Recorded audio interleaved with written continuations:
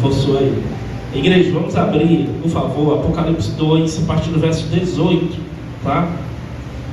Nós começamos hoje o 4º sermão referente a essa série de pregações, tá? Primeiro sermão Éfeso, segundo sermão foi a igreja de Esmirna e terceiro sermão Pérgamo. Hoje nós iniciamos a igreja de Tiatira, tudo bem? Glória a Deus. Então Apocalipse 2, a partir do verso 18. Todos acharam? Se não trouxe sua Bíblia, você pode acompanhar aí no telão, por favor. O texto diz assim: ao anjo da igreja em Tiatira escreve: estas coisas diz o Filho de Deus, que tem os olhos como chama de fogo e os pés semelhantes ao bronze polido. Conheço as tuas obras, o teu amor, a tua fé, o teu serviço, a tua perseverança e as tuas últimas obras, mais numerosas do que as primeiras. Tenho, porém, contra ti o toleraste que esta mulher, Jezabel, que a si mesmo se declara profetiza, não somente ensine, mas ainda seduza os meus servos a praticarem a prostituição e a comerem coisas sacrificadas aos ídolos. Dei-lhe tempo para que se arrependesse. Ela, todavia, não quer arrepender-se da sua prostituição. Eis que a prostre de cama, bem como em grande tribulação os que com ela adulterarem, caso não se arrependam das obras que ela incita. Matarei os seus filhos, e todas as igrejas conhecerão que eu sou aquele que sonda mentes e corações, e vos darei a cada um segundo as vossas obras. Digo todavia a vós outros, os demais de Tiatira, a tantos quantos não têm esta doutrina, e que não conheceram, como eles dizem, as coisas profundas de Satanás, outra carga não jogarei sobre vós. Tão somente conservai o que tendes até que eu venha.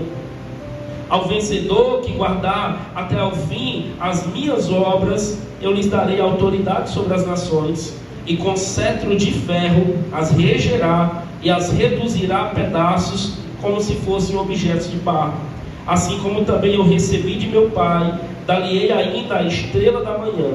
Quem tem ouvidos, ouça o que o Espírito diz às igrejas. Amém? Vamos orar? Feche os seus olhos, por favor. Vamos orar para que o Senhor possa falar conosco a respeito dessa palavra. Pai santo e amado, nós queremos colocar diante de Ti as nossas vidas, Pai. Queremos começar reconhecendo a nossa limitação, as nossas vulnerabilidades, Pai. Te pedindo perdão, graça, misericórdia, Pai. Que a Tua mão esteja estendida sobre nós essa noite, e que possamos sair daqui, Pai, com a porção da Tua palavra, Pai, edificados e fundamentados nela, Senhor. Abre os nossos corações, abre os nossos espíritos, Pai. Que as nossas mentes estejam cativas ao Teu entendimento, que as nossas mentes não estejam vagando em outras preocupações, Pai, mas que nós possamos nos concentrar aqui. É poucas horas que nós nos dedicamos aqui ao Teu culto, Pai, e que essas horas sejam realmente horas de qualidades entregues a Ti, Senhor, como primícias para Ti, Pai. Entregamos as nossas vidas, Pai, entregamos a nossa casa, a nossa família, Pai, as nossas emoções, e Te pedimos que o Senhor fale conosco, Pai. Nos desperta, Pai. Tira toda apatia, Senhor, todo desânimo, Pai, toda fraqueza espiritual, Senhor, toda mornidão, Senhor. Ó Senhor, nos leva a um novo nível de maturidade em Ti, Pai. Nos leva a um novo nível de olhar para Ti como autor e consumador da nossa fé, Senhor. Tira toda murmuração dos nossos lábios, Pai. Tira tudo aquilo que desagrada a Ti, Senhor. Se há algum espírito, Pai, de Jezabel também, que ele já seja anulado e cancelado pela autoridade do Teu nome, Pai. E que possamos sair daqui, Pai, melhores da forma que entramos, Pai, porque a Tua palavra muda, restaura, transforma, Senhor. Te damos honra, Te damos glória, Pai. Recebe também a minha vida, Pai, o Teu servo, Pai. E como disse o apóstolo João, que eu diminua e que Tu cresças, Pai. Só me usa, Senhor, como um canal, como um instrumento, Pai. Porque a mensagem é sempre maior que o mensageiro, Pai. O mensageiro não é nada, ele só entrega a mensagem recebida por Ti, Pai. Então, Pai, que o Senhor use os meus lábios, use o meu entendimento, Pai. Me dá a palavra de sabedoria e de conhecimento, e que possamos sair daqui, Senhor, ministrados e exortados por Ti. No nome do Senhor Jesus. Amém e amém. Glória a Deus. Você pode aplaudir o nome do Senhor? Glória a Deus. Queridos, essa quarta igreja, a igreja de Tiatira, é a quarta, a igreja a qual tem mais versos, é a maior carta das 7 igrejas. E a cidade de Tiatira era uma cidade pequena. Então aqui nós temos uma carta maior. Você viu que nós temos mais versos a respeito dessa carta, a respeito dessa igreja. Qual era o erro da igreja de Tiatira? Que elogios essa igreja recebe, que repreensão essa igreja recebe, que recompensa Deus deixa ali para aqueles que vão perseverar na fé, como Ele faz com todas as outras cartas. O fato é que essa mensagem não é uma mensagem somente para aqueles dias, mas é uma mensagem para nós, é uma mensagem para os nossos dias. O título que eu dei para essa palavra foi renunciar o mal a qualquer custo. A igreja de Tiatira, que nós iremos adentrar aqui nos versos, era uma igreja que tinha um problema: era uma igreja tolerante. Era uma igreja que sabia que tinha coisa dentro do seio da igreja. Não só, quando me refiro à igreja, não me refiro só a essa, mas a igreja no modo geral tem se adentrado sofismas, erro. Essa é uma palavra dura, como as palavras das cartas são, para refletirmos e analisarmos o nosso evangelho, analisarmos que tipo de evangelho nós vivemos. Será que o nosso cristianismo é um cristianismo raso? Será que nós renunciamos qualquer coisa por meio de algo que você vê? A cruz do cristianismo. Estão tentando alargar as portas, pensando em aceitar o pecado como algo normal, como algo comum. Alguns chegam a dizer nada a ver. Tinha um relativismo entrado dentro da igreja.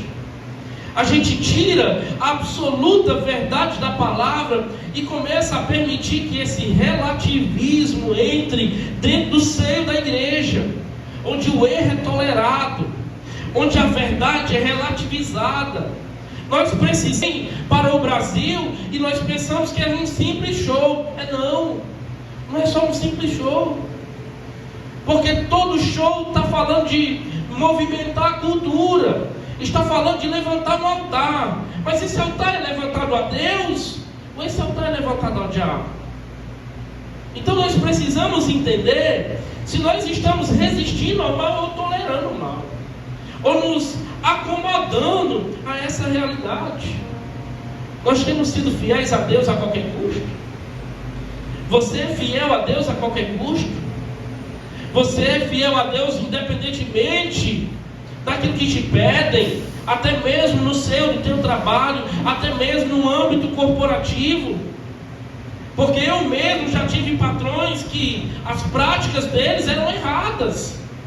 Ao invés de tirar uma nota 100%, tirava 50%, ou não tirava nota, e várias outras práticas.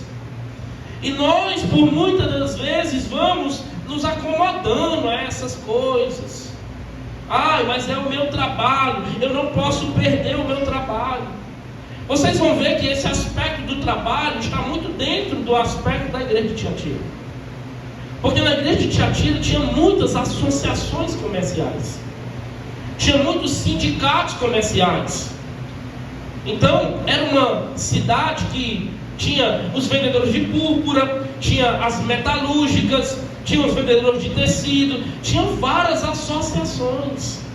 Você lembra de Lídia? Lá em Atos fala de uma mulher chamada Lídia. Essa mulher era uma moradora de Tiatira. Essa mulher foi uma das primeiras convertidas nessa cidade. Então essas associações, esses grêmios, e a maioria da cidade trabalhava dentro de alguma associação dessa. Cada sindicato era oferecido a uma entidade, oferecido a um Deus. E as confraternizações ou as reuniões tinha comidas sacrificadas a ídolos, tinha altares levantados a outros deuses. Então, os cristãos estavam se acomodando com essa situação. Os cristãos estavam se moldando a isso. Por isso, nós precisamos nos perguntar: nós temos sido fiéis a Cristo a qualquer custo? Ou temos negociado valores para se encaixar no mundo? Temos negociado valores, princípios, para que ninguém nos taxe como estranhos, como quadrados. Como tem sido a nossa fé?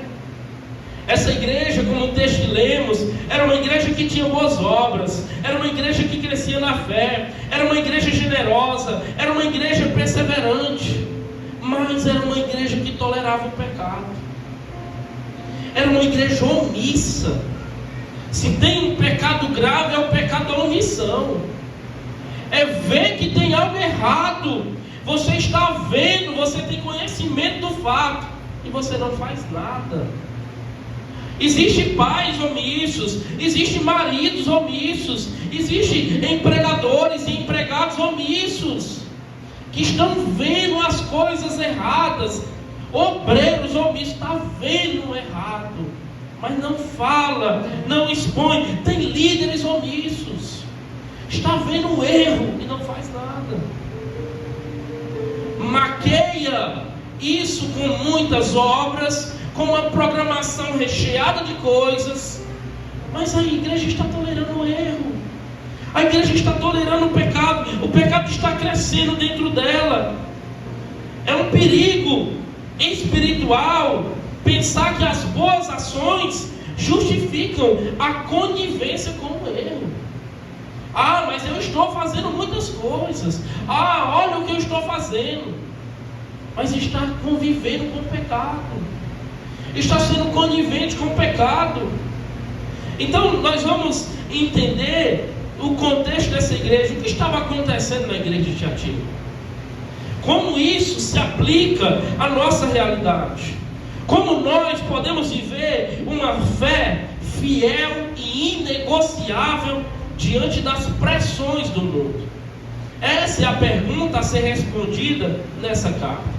Como nós nos mantemos fiéis? Como nós nos mantemos com uma fé inegociável, mesmo diante das pressões do mundo? Amém? Vocês estão aí? Não se distraiam, por favor. Essa cidade, como eu falei, era uma cidade comercial.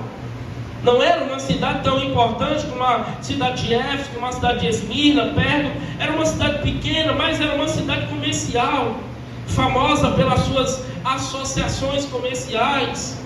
E quem quisesse trabalhar na cidade tinha que entrar numa associação dessa. Não dava para trabalhar na cidade sem estar ligado a uma associação, a um sindicato desse. O problema é que essas associações estavam ligadas à idolatria e à imoralidade sexual. Nas suas festas eram comuns sacrifícios a deuses pagãos, comidas oferecidas a ídolos e práticas imorais e libertinas. Ou seja, para sobreviver de forma econômica, os cristãos de Tiatira tinham que escolher entre sua fé e sua segurança financeira. Você já esteve diante de algo assim? Ou eu me mantenho firme na minha fé, com os meus princípios inegociáveis, ou eu penso na minha segurança financeira, ou eu penso no meu trabalho. A questão é até onde estamos dispostos a ir e não trair a nossa fé, a não nos acomodarmos e sermos coniventes com isso. Alguns cristãos começaram a justificar essa participação, dizendo: não, é só um evento social, eu não creio nesses deuses, então não há problema em participar.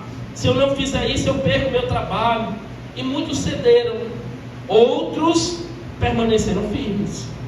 Porque em toda igreja, eu falei isso hoje no estudo bíblico, nós não podemos usar a generalização em nada.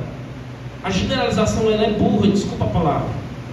Mas se eu digo, por exemplo, que toda classe ali ela rouba, toda classe não presta, eu estou errando. Sempre, qualquer classe que seja, quer seja policiais, quer seja pastores, quer seja políticos, tem um remanescente. Tem aqueles que não se dobram. Desculpa. Tem aqueles que permanecem firmes. Tem aqueles que continuam inabaláveis. A igreja de Tiatira era assim também. Tinha aqueles que se acomodaram, tinha aqueles que cederam, mas tinha os que permaneceram fiéis. Nós estamos vendo muitos escândalos no meio evangélico, não estamos vendo? Memes que têm saído até do âmbito gospel e partido para outros âmbitos. É verdade ou não é? Não é assim que tem acontecido? Isso envergonha ou não envergonha o evangelho? Envergonha ou não? Escandaliza ou não escandaliza o evangelho? Escandaliza. Mas deixa eu te falar, nós somos os remanescentes. As pessoas não podem dizer a igreja brasileira é toda assim. Negativo. Tem muitos homens piedosos, tem muitas mulheres piedosas, tem muitos homens e mulheres que não estão se dobrando e cedendo a práticas assim. Tem os remanescentes. Tem os remanescentes. Agora a pergunta que fica para nós: eu sou um remanescente ou estou me acomodando ao mundo? Ou estou me acomodando a essas práticas? Não, estão fazendo por aí, eu também vou fazer. Não, é isso que nós temos que perguntar: quem queremos ser? Se eu quero ser um crente separado, se eu quero ser um crente fiel, com a minha fé inegociável, ou se eu quero ser estes que estão sendo colocados nesse mesmo grupo. A Bíblia diz, queridos, que o escândalo há de vir, mas a Bíblia diz que ai daquele por meio do qual vem o escândalo. Então o escândalo vai vir, é bíblico. Os falsos profetas e mestres vão vir, é bíblico. Agora, nós como igreja e defensores de uma fé verdadeira e genuína, eu vou ficar vendo o erro, vendo as práticas erradas, e eu vou cruzar os meus braços, e eu não vou defender a fé verdadeira, eu não vou fazer uma apologética do que é correto, do que é certo, eu não vou ensinar princípios bíblicos. E aí? Se eu assim fizer, eu vou me tornar omisso. Se eu assim fizer, eu vou tolerar o erro. Não. Precisamos nos levantar como remanescentes. Precisamos nos levantar como aqueles: opa, eles podem estar escandalizando. Eu não. Eu continuo com a minha fé firmada em Cristo. Eu continuo com a minha fé firmada em Deus. Sempre tem um remanescente, sempre. Na igreja de Tiatira não era diferente. Muitos cederam, mas outros permaneceram fiéis. O verso 19, Jesus ele vai dizer assim para a igreja: eu conheço as tuas obras, eu conheço o teu amor, eu conheço a tua fidelidade, a tua generosidade, a tua paciência, a tua persistência, e as tuas últimas obras que excedem as primeiras. Em todas as cartas nós vamos ver esse Jesus que sonda os corações, que conhece as igrejas. As pessoas parecem que querem enganar, mas não dá para enganar um Deus que é onisciente. Não dá para enganar um Deus que é onipresente. Dá para enganar o pastor, dá para pastores enganar a igreja durante um tempo, mas uma hora as máscaras caem, uma hora a verdade é exposta, querido, uma hora o Deus onisciente revela os erros. Então não dá. Às vezes nós olhamos para o lado e vemos: não tem ninguém vendo, eu vou fazer. Mas lá em cima, os olhos do Senhor estão sobre nós, não para nos julgar, não para nos apontar, mas olhando o que estamos fazendo. A nossa fé não é provada quando estamos em público. A nossa fé é provada quando estamos sozinhos. Eles tentavam me colocar no grupo, eu saía do grupo, porque as primeiras coisas a serem colocadas no grupo era o quê? Pornografia. Era isso, querido. Você acha que é diferente? Você acha que é diferente? As rodinhas de conversa ali, ó. E quando nós firmamos a nossa fé, opa, eles já paravam, eles já tinham respeito por mim. Eles já tinham respeito pelos meus princípios e pelos meus valores. Eles já respeitavam o meu posicionamento de fé. E você? Você ri de canto de boca? Você bate no ombro do teu amigo, da tua amiga? É isso que Jesus conhece as nossas obras. Jesus conhece aquilo que fazemos. Jesus conhece as nossas obras públicas e privadas. Ele sabe verdadeiramente quem é cada um de nós. Essa igreja não é uma igreja que tinha obras, é uma igreja que tinha amor, fidelidade, generosidade, paciência. Mestre, adentrasse em ensinamentos, imoralidade, prostituição dentro da igreja. E nós vemos o nome de uma pessoa aqui.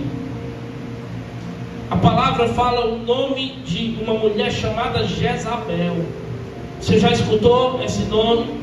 Você sabe quem é essa mulher? Jesus denuncia a Jezabel. E o próprio texto é como uma profetisa, possivelmente dentro do contexto histórico. Não. Mas a maioria dos teólogos acreditam que ela tinha. Os profetas são desmentidos e mortos. Mas ele vai se esconder dentro de uma caverna. Essa era uma mulher mau. Essa era uma mulher perversa. E quando o texto fala de Jezabel, ele está falando de uma influência corrupta dentro da igreja. O que ela ensinava. Esse texto 20 que lemos, por favor, preste atenção. Esse texto 20 que lemos, eu quero destacar 3 palavras. O texto diz assim, ó: mas tenho contra ti que permites. Primeira palavra que eu quero destacar é essa palavra permites. Essa palavra que vem do grego, ela significa permitir, tolerar, deixar aquilo, tolerando, deixando passar aquilo que deveria ser corrigido. E eu volto a falar, quando nós sabemos que temos que fazer algo e não fazemos, desculpa, nós incorremos no erro da omissão, querido. Mas serviam com práticas imorais, serviam fazendo as coisas erradas. O pai Eli via, o sacerdote Eli via, e sabe o que ele fazia? Nada. Ele não fazia nada. E toda a descendência de Eli, ela não passa, porque Eli era omisso.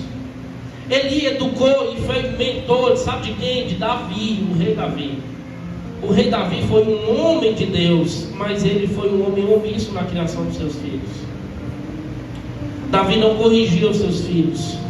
Um alerta para nós pais: se nós vemos aquele alimento a qual a minha família, a minha comunidade de fé, ali eu não digo nada. O pastor sabe o erro, o pastor sabe as práticas pecaminosas de pessoas que estão servindo, de pessoas que estão, e o pastor não faz nada. Por quê? Porque tem medo de perder o dízimo, porque tem medo de perder a oferta, porque tem medo de confrontar a pessoa. Isso é um erro, querido. Isso é pior do que um lobo dentro da igreja.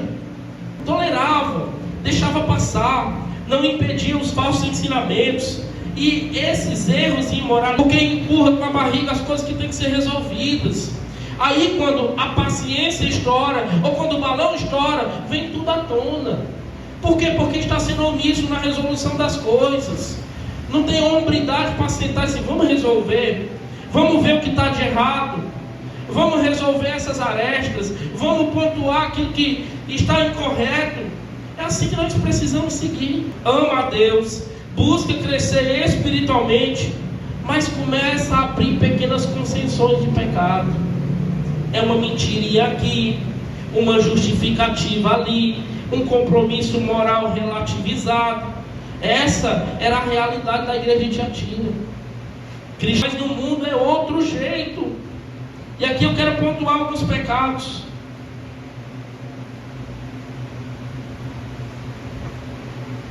Desculpe, igreja. Estou gripado. Corta essa parte aí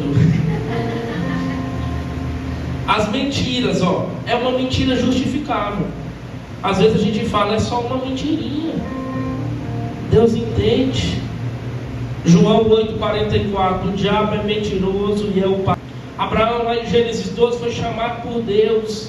Mas, a partir do verso 10 até o verso 20, na medida que Abraão recebe a ordem de Deus, responde a ordem de prontidão, no verso 10, a partir do verso 10, esse homem, o pai da fé, mente, chama a sua esposa e diz assim: olha, Sara, quando nós entrarmos no Egito, você não diz que você é minha esposa, não. Você diz que você... Alguns dizem, não, mas ela era meia irmã dele. Então era uma meia mentira. É mentira do mesmo jeito. A gente precisa acabar com essas coisas, porque é isso que você fez, me diga a verdade. E criança é astuta. Nós compramos uma piscininha pequena para ele, daquelas, como é o nome? De lona. Aí ele furou a piscina. Um furinho pequeno, ele furou a piscina. Para não dizer para a gente, sabe, a gente chamou a atenção dele. Olha, independentemente do que você fizer, fale a verdade. Independentemente daquilo que você fizer, a verdade é muito melhor que a mentira. Se você falar a verdade, as consequências vão ser muito melhores do que a mentira. E quantos de nós estamos vivendo com mentiras? Quantos de nós não somos verdadeiros com os nossos cônjuges? Quantos de nós não somos verdadeiros com a nossa liderança? Sejamos verdadeiros. Cuidado com essa mentira. Outra coisa, relacionamentos. Dos seus. E pensa, eu sei me controlar. Os amigos vivendo na imoralidade, os amigos vivendo na pornografia. Aí você convive tanto que começa a se acostumar com piadas sujas, com conversas fúteis, com ambientes impuros. E quando percebe, você já nem se sente mais incomodado. Os nossos ambientes definem quem somos. Os nossos ambientes definem se nós estamos sendo edificados ou influenciados pelo mundo, ou influenciados por essas práticas. Outra coisa, o relativismo. Ah, Deus, o Senhor sabe que eu sou fraco. O cristão comprometido começa a negociar princípios. Ele diz, não é adultério não, eu estou só flertando. Não é adultério não, eu estou só. Cai de um dia para a noite. Ninguém não cai de uma hora para outra. São essas pequenas concessões. São essa tolerância ao erro, essa conivência com o erro, a justificação do pecado dos outros. Eu não posso julgar ninguém. Por quê? Porque você tem medo de dar, você tem antes condenar. Então são práticas que talvez eu e você estamos permitindo, estamos tomando como algo normal dentro das nossas práticas, dentro dos nossos valores. Uma segunda palavra que o texto diz no verso 20: mas tenho contra ti que permites a Jezabel, mulher que se diz profetiza, seduzir. É um desvio sutil, é uma influência que leva alguém a se afastar da verdade pouco a pouco. Não é uma coisa de uma vez, é uma coisa sutil. Esse verbo no grego, ele é usado no Novo Testamento para descrever heresias e descrever falsos mestres. Não é um ataque direto, é algo progressivo. E aos poucos a nossa fé que estava firmada vai começando a desabar, vai começando a desanimar.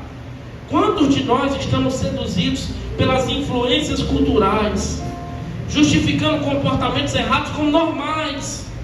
Isso acontece principalmente com os jovens. Por aí, da falta de maturidade, se deixam levar por coisas, por programas, por coisas que vêem nas redes sociais, nas séries, nos streams. E os valores cristãos vão sendo mudados e substituídos por uma mentalidade mundana. Amém? Vocês estão aí? E por último, eu quero destacar o verbo aqui é usado: seduzir meus servos e ensinar-lhes a praticar imundícies e comer carne imolada aos ídolos. A palavra ensinar significa instruir, doutrinar, formar discípulos. Essa mulher Jezabel não estava só falando, não só dando opiniões, ela estava ensinando com autoridade, ela estava formando discípulos. Isso mostra que Jezabel não estava somente expressando ideias erradas, ela estava doutrinando as pessoas. Por isso nós temos que ter atenção. O que o meu filho escuta no YouTube? O que o meu filho aprende na escola? Querido, ninguém não muda de um dia para a noite.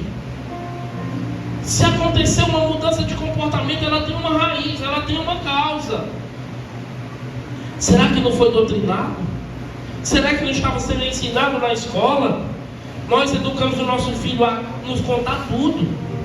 tudo que acontece na escola, tudo que é feito na escola, tudo que a professora diz. Nós precisamos saber como nós estamos sendo desenvolvidos, como os nossos filhos, como nós estamos sendo desenvolvidos. Porque às vezes essas pessoas estão nos doutrinando, estão nos ensinando práticas pecaminosas, satânicas, como Jezabel estava fazendo aqui. E eu quero fazer algumas aplicações aqui.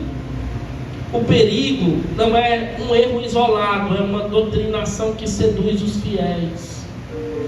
Por isso, como líderes, como pastores, como obreiros, diáconos, nós temos que ter muita atenção ao que está sendo colocado dentro do âmbito da igreja. Eu procuro sempre, na medida que eu posso, estar presente nas coisas, não por falta de confiança, mas porque, como ainda uma igreja embrionária, nós só vamos fazer o primeiro ano. Eu, como líder, sou responsável.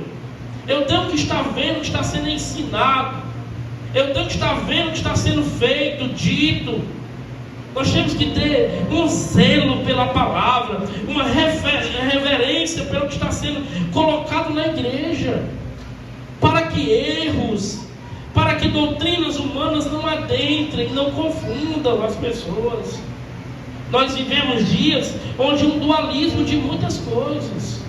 É o calvinismo, é o arminianismo, é o pós-tribulacionismo, é o pré-tribulacionismo, vários aspectos teológicos, vários aspectos doutrinários. O país é dividido, não é? O nosso país não é dividido.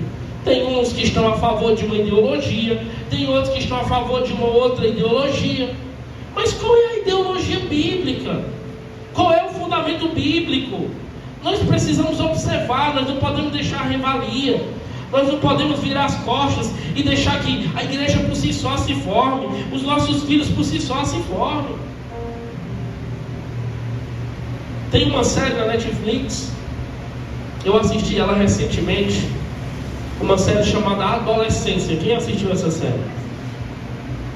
Quem não assistiu e desejar assistir, assista, tá? Lógico, tudo na vida retenha o que é bom. Quando você vai comer um peixe, você não come as espinhas não, você tira as espinhas e come só o peixe. Para tudo na vida faça isso.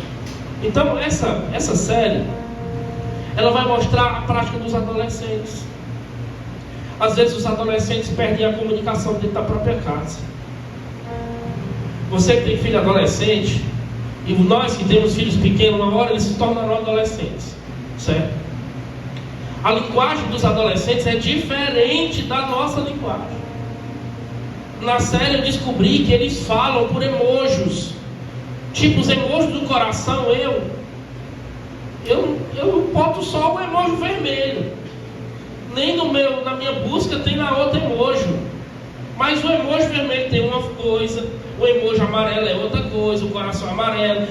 Cada um tem um significado. Nós que não estamos dentro desse mundo, a gente não sabe nem o que eles estão se comunicando. E às vezes esses jovens, esses adolescentes, estão entrando dentro das casas, já passam direto para os seus quartos, já abrem os seus notebooks, já abrem o seu celular, e eles estão vivendo um mundo à parte. E nós, como pais, estamos às vezes fechando os olhos, ou não estamos conseguindo falar a mesma linguagem que eles, ou não estamos conseguindo adentrar desse coração, desse mundo que é esse mundo dos adolescentes, né? Então a gente tem que ter cuidado do que eles estão aprendendo. Eu não vou dar spoiler da série aqui, mas eu vou te falar, é uma coisa muito chocante. Eu fiquei chocado com aquilo. Eu não tenho filho adolescente ainda, mas aquilo me ensinou muitas coisas, porque as famílias de hoje, até na hora que vai comer, é o pai no celular, a mãe no celular, o filho no celular. Não tem mais comunicação nas mesas, não tem mais tempo. Eu digo muito, aqui na igreja nós procuramos tentar fazer as coisas com bom senso. Por exemplo, semana passada não teve praticamente programação na igreja. Segunda-feira não teve nada, terça não teve nada, quarta teve oração, mas não veio todo mundo. Quinta-feira todo culto, tinha culto, mas nem todo mundo veio. Sexta e sábado estava livre. Eu te pergunto, durante esses dias todos que não tinha nada na igreja, você fez alguma coisa de qualidade com o teu filho? Você chamou o seu filho para você fazer algo de qualidade? Porque eu tento fazer isso com a minha esposa. Vamos assistir um filme, vamos fazer uma pipoca, vamos jogar um dominó, vamos jogar um pega-vareta, vamos fazer alguma coisa com o meu filho. Às vezes a gente precisa fazer isso. A gente precisa ser amigo dos nossos filhos. Senão as Jezabel do mundo vão colocar fundamentos satânicos dentro do coração deles, dos ouvidos deles, das mentes deles. E quando você procurar saber, aquilo já está muito fundo. Aquilo já está num sistema tão grande que você não consegue mais. Nós precisamos ter cuidado, queridos. O meu filho, ele assiste as coisas do YouTube.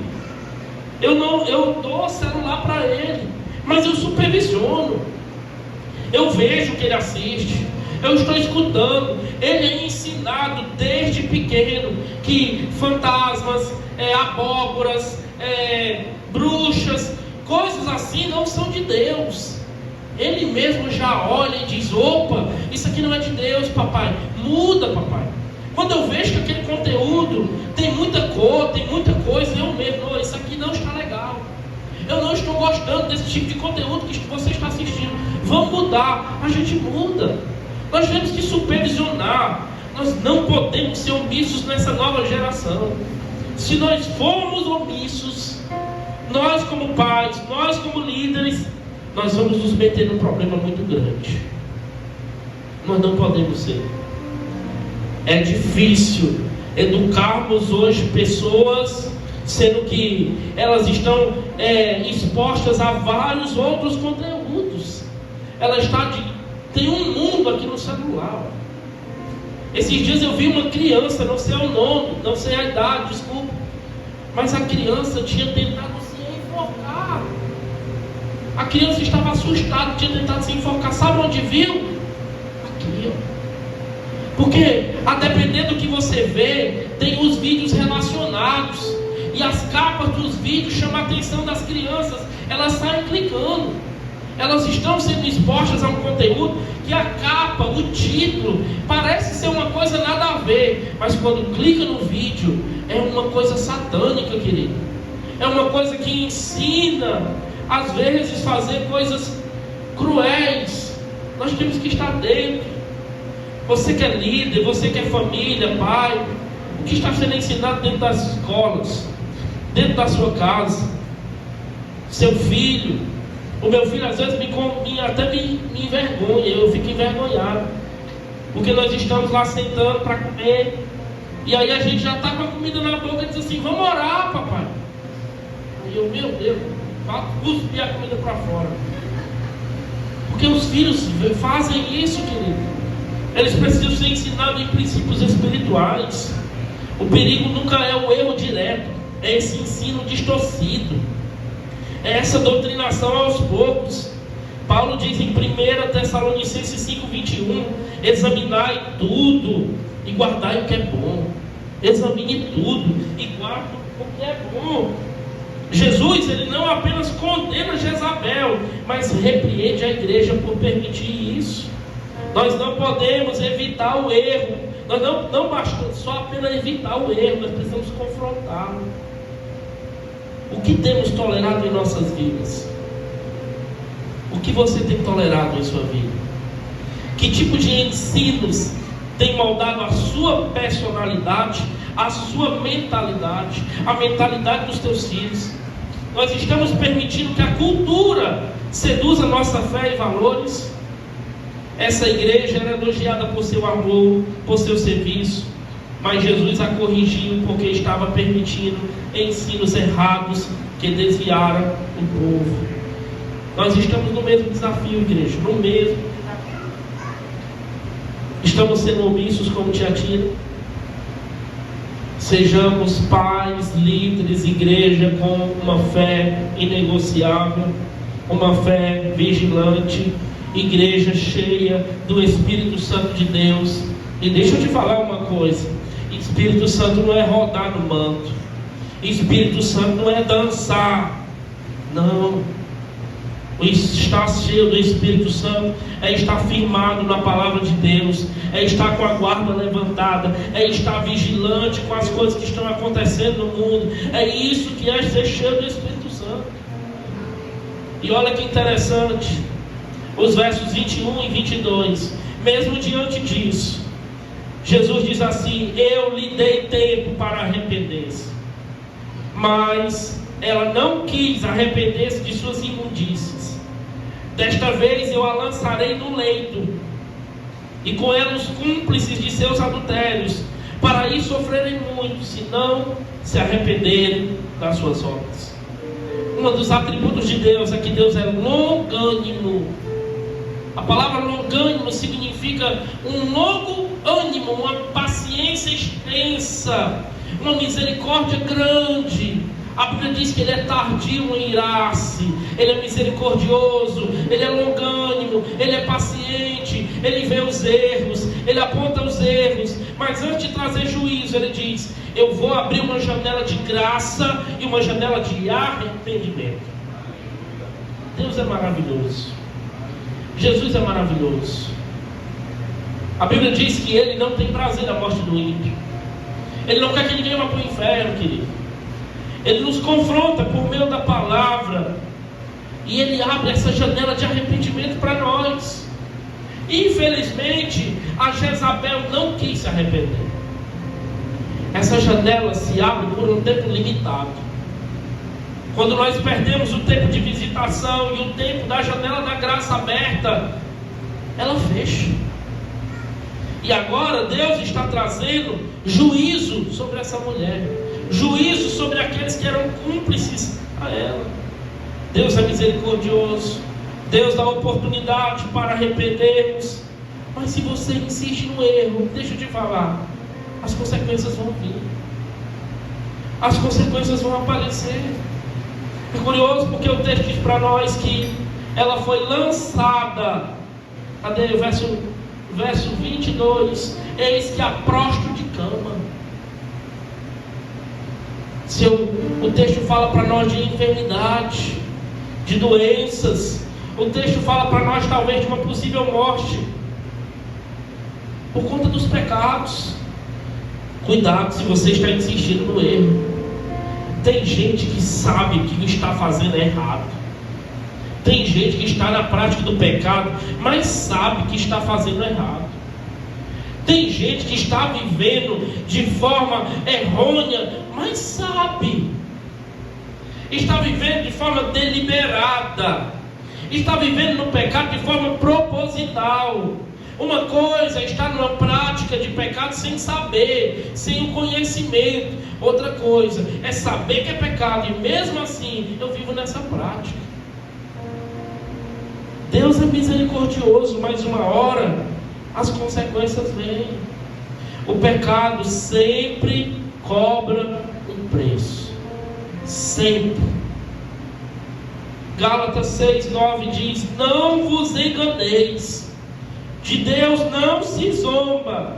O que o homem semeia, isso mesmo ele colherá.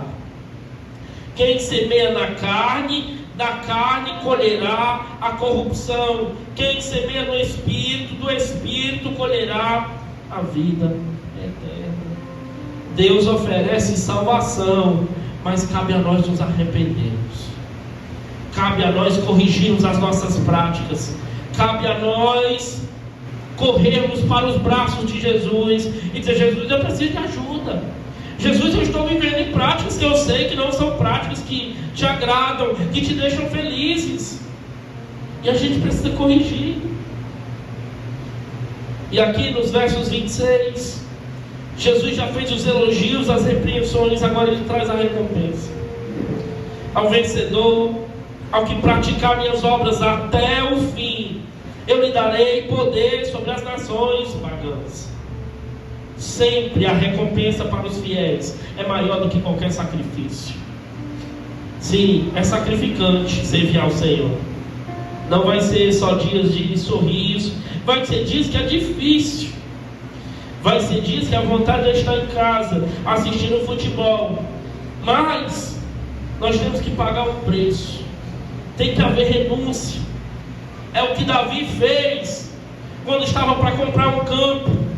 E o homem queria dar o campo para ele. Ele disse assim: eu não posso receber o que não me custa. Eu não posso oferecer a Deus o que não me custa. Adoração se fala de entregar o que nos custa, de entregar aquilo que requer sacrifício de nós. E quem se manter firme será exaltado por Deus. Mateus 5,10 diz: bem-aventurados os que sofrem perseguição por causa da justiça, porque dele é o reino dos céus. A glória futura supera o sofrimento presente. Romanos 8,18: tenho para mim que os sofrimentos da presente vida não têm proporção alguma com a glória futura que nos deve ser manifestada. 2 Coríntios 4,17: é por isso que não desfalecemos, ainda que exteriormente se desconjunte nosso homem exterior, nosso interior renova-se de dia para dia. A nossa presente tribulação, momentânea, ligeira, nos proporciona um eterno peso de glória incomensurável. Porque não miramos as coisas que se veem, mas sim as coisas que não se veem. Pois as coisas que se veem são temporais, e as que não se veem são eternas. Eu quero encerrar te dando mais alguns conselhos. O primeiro deles: não se dobre à pressão do mundo. O mundo vai tentar fazer com que você ceda. Não se dobre, se mantenha firme. Não ceda. Se for para passar por cima dos teus princípios espirituais, não ceda. Não abra mão. Pastor, mas isso vai me trazer benefícios materiais. Falamos sobre isso hoje na aula, não foi, Geraldo? Abraão, quando desce para o Egito, o nome dele ainda era Abraão. Pessoa, Abraão. Faraó deu gado, Faraó deu escravos, deu escravas. Faraó encheu Abraão de bens. Quando nós continuamos a história de Abraão, depois Abraão vai suceder dois problemas por meio disso que ele ganhou. Primeiro deles, isso que ele ganhou, essa recompensa dos homens, essa recompensa financeira, foi a recompensa que causou briga entre os pastores de Abraão e os pastores de Ló, pelo que ele tinha ganhado. Segunda coisa, entre os escravos e escravas, possivelmente estava Agar no meio, e Agar depois é dada para se deitar com Abraão, e de Agar é gerado Ismael. Aquilo que você ganha no mundo de forma errada, por medo de perder o seu emprego, por medo de perder o seu ganha-pão, pode ser que depois te cobre um custo muito mais alto. Não sei. Não sei. Pastor, deixa eu te falar, querido, Deus vai cuidar de você. Se você honrar Ele diante dos homens, Ele vai te honrar diante do seu Pai. Segunda coisa, resista às falsas doutrinas. Resista.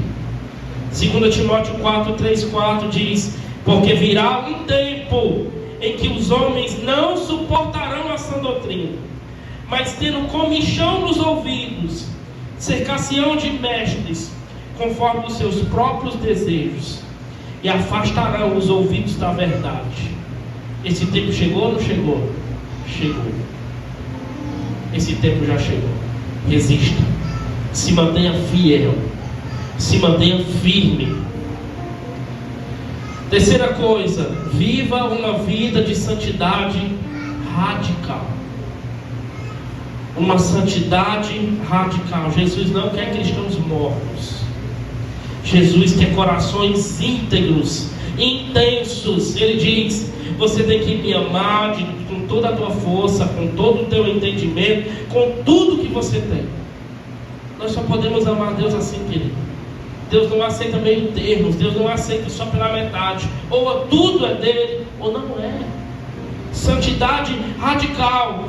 1 Pedro 1:15-16. Mas como é santo aquele que vos chamou, tornai-vos também santos em toda a vossa conduta.